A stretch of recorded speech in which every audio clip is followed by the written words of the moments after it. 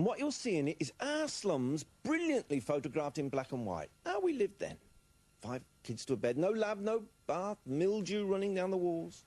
We'd no unemployment then. But the wages you'll hear in this film, they were terrible.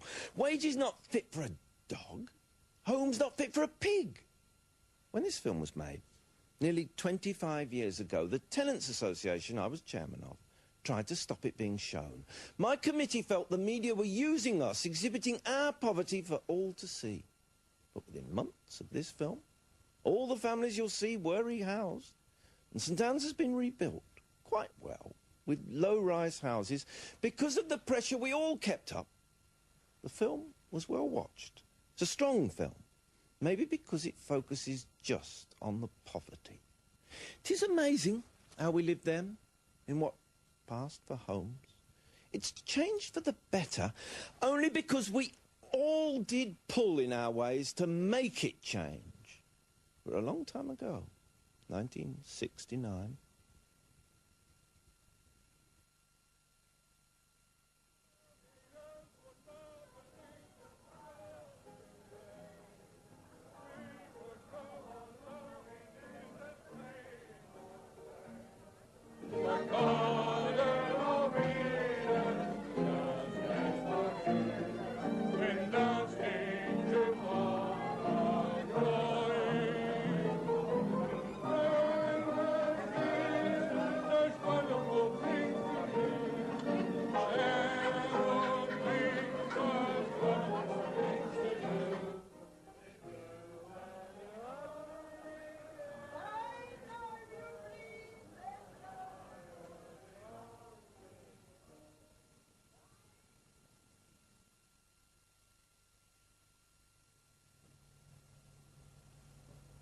St Anne's, Nottingham. A damp winter morning. Peter, Mark and David Marriott.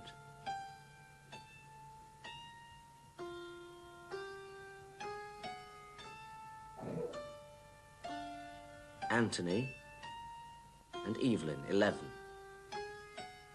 The children don't sleep well. Sometimes they fall asleep at school.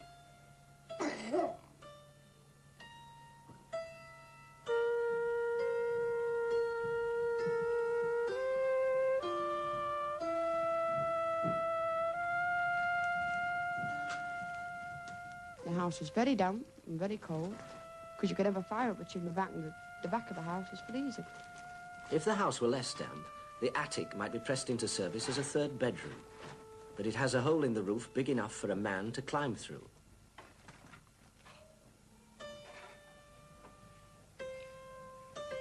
The house has no bathroom, no running hot water, no lavatory indoors, and no proper place to store food. I have 2 children that suffer with bronchial asthma, and it's the matter of, we'll say, 4 weeks since Anthony, he came out of hospital with it. The oldest girl is 11. She has to sleep in the same bedroom as 4 boys, and the oldest boy is 10. I mean, any day, nature could take its part on her, and she's going to be in a terrible mess when she gets out of bed, with the 4 boys in the same bedroom as her. I mean, she's a well-developed girl for 11.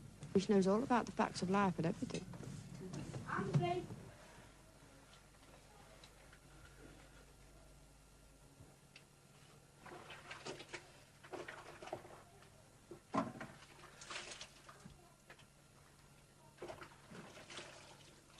The children's clothes, when you fetch them out the kitchen, you've got to stand there airing them off before they can even put them on, because they're damp. You can't keep nothing at all. Everything's mildewed that's left in that kitchen. You can't keep any food in the cupboard. You can go out there now and smell that cupboard. It's mildewed.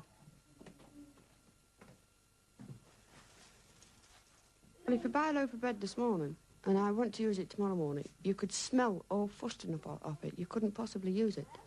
Even cornflakes, they go soggy. The only thing you can save is tin stuff, which we don't use a lot of. You see, I buy it fresh every day from the butchers, the greengrocers, or whatever we need. But it means I have to go shopping in the morning to get my husband's dinner in for him to cook at night when he comes home. And I've also got to go shopping on my way home from work to buy something for the supper. I mean, it costs you far more to nip to these little shops to buy, say, a quarter tin, a pound of sugar, than it would to go to one of these supermarkets and buy the whole rations for a week. Better get up.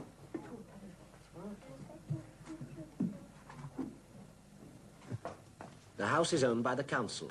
Repairs are slow. There hasn't been a toilet for 6 weeks, and the corporation know this, but they're just not doing nothing about it. They say you've got to be another 2 years, but in 2 years there'll be no house left. We'll be living in the middle of the road. We might as well live there now, anyway. Because it is damn hard work, I'll tell you, having to boil every drop of water you need. I mean, some people would say you must make more of an effort, you must find a better place to live, you must sort of... Well, just let anybody say that to me and I'll ask them to go and find me one and I'll go and live in it. That's my answer to them.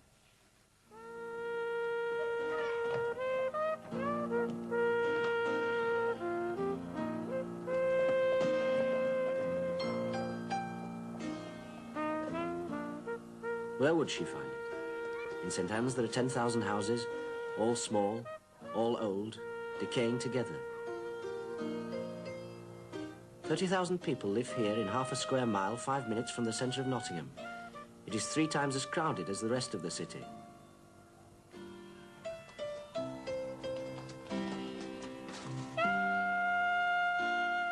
Some of the problems of St. Anne's are apparent enough. But people are not starving, not in rags, not sleeping in the open. It's difficult to realise to what extent many people are deprived of things everyone else takes for granted. The surface is unrevealing.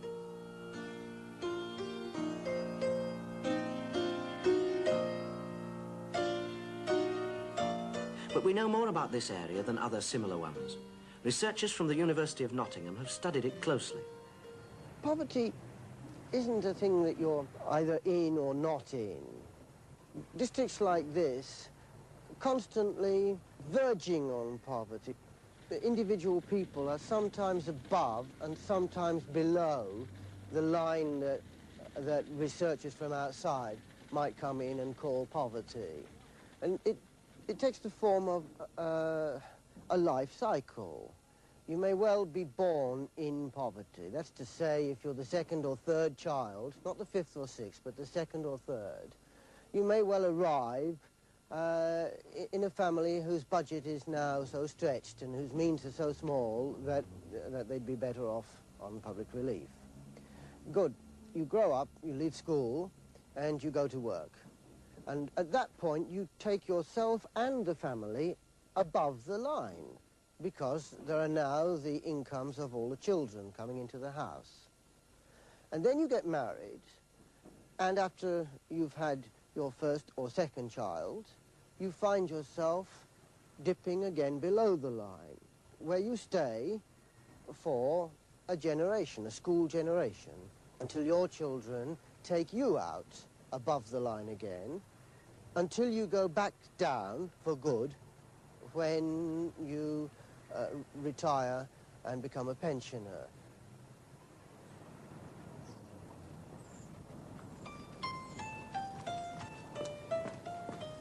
Morning, ladies. Good morning. Chitto, let Annie come in. Come on, Annie. Come on. They must put a terrible amount of hours in because it's such tedious work. You see, sometimes you get good work, sometimes it's very dree.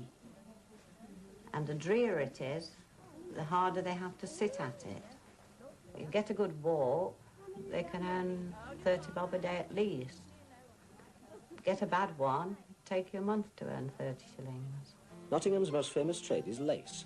What these women are doing is to separate the lace into thin strips for the hems of, say, petticoats. The lace has been woven in one piece, and these women are separating it into strips by drawing out the thread or warp that holds them together. A machine would be more expensive. See, the lace varies, and they have to take the good with the bad.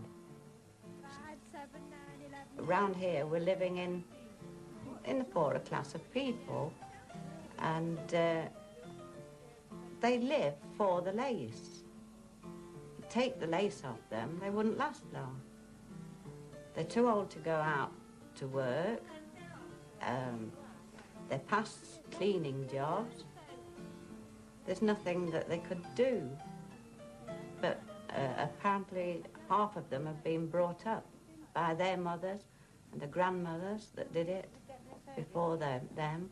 They were taught by the grandmothers, and it was very hard work in those days. If you took the work off them, it would be just like taking the right hand off.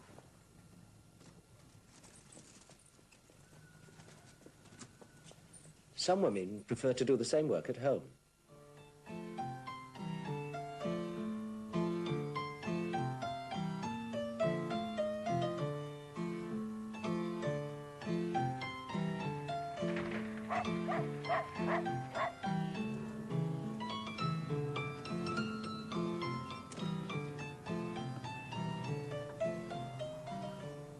It isn't only pensioners who need this work.